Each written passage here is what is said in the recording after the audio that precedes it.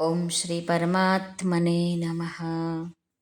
જ્યાં સત્કર્મ, સદ્ભાવ અને સદવિચારનો નિરાદર થાય છે, ત્યાં મનુષ્ય કામનાઓનો આશ્રય લઈને શું કરે છે તે આજના શ્લોકમાં ભગવાન કહે છે. તે આપણે સાંભળીએ.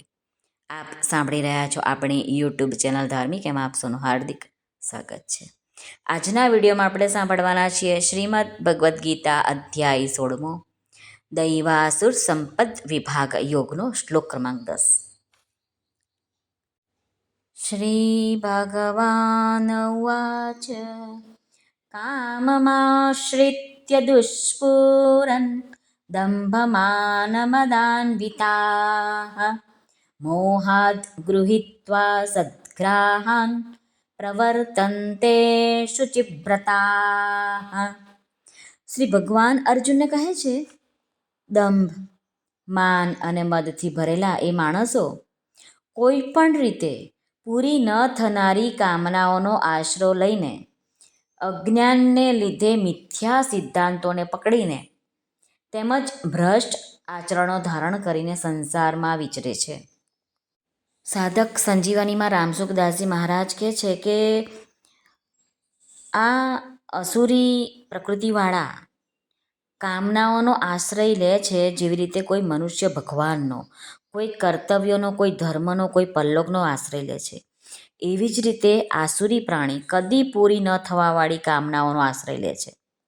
તેમના મનમાં એ વાત સારી રીતે ઠસી ગયેલી હોય છે કે કામનાઓ વિના મનુષ્ય પથ્થર જેવો થઈ જાય છે અને કામનાઓ વિના મનુષ્યની ઉન્નતિ ના થાય.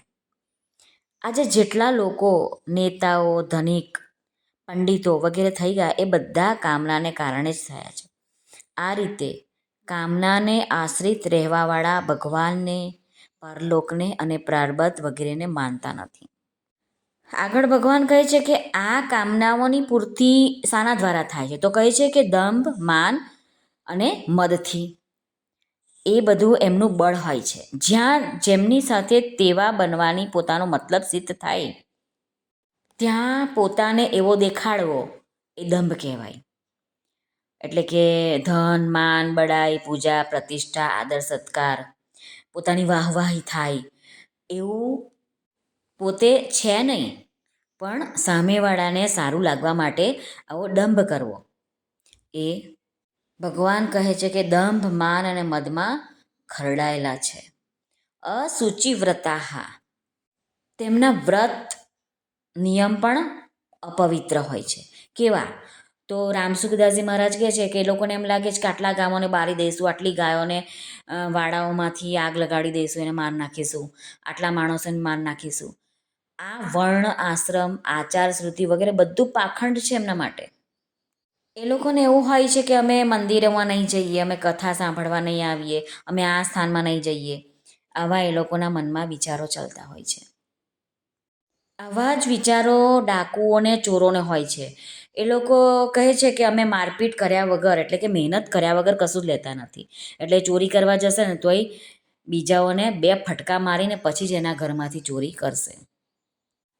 ભગવાન કહે છે કે મોહાદ ગૃહીત્વા સદ્ગ્રાહાન, મૂઢતાને લીધે એ લોકો દુરાચારી છે, દુરાગ્રહોને પકડી રાખે છે. તામસી બુદ્ધિને લઈને ચાલવું એ મૂઢતા છે. આવા આસુરી સંપદા લઈને જન્મેલા મનુષ્યો એમનું જે કર્તવ્ય છે તે કરતા નથી, ને જે નથી કરવાનું તે કરે છે.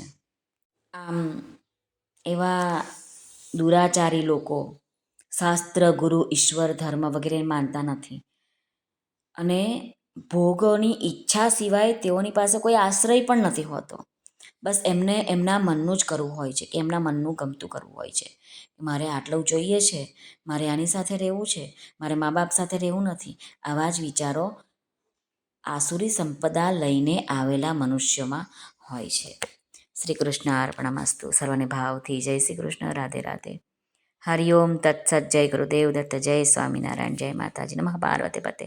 હર હર મહાદેવ. હર સિદ્ધેશ્વર મહાદેવની જય. આજના આનંદની જય. સર્વનું કલ્યાણ થાવ, સર્વનું કલ્યાણ થાવ, સર્વનું કલ્યાણ થાવ.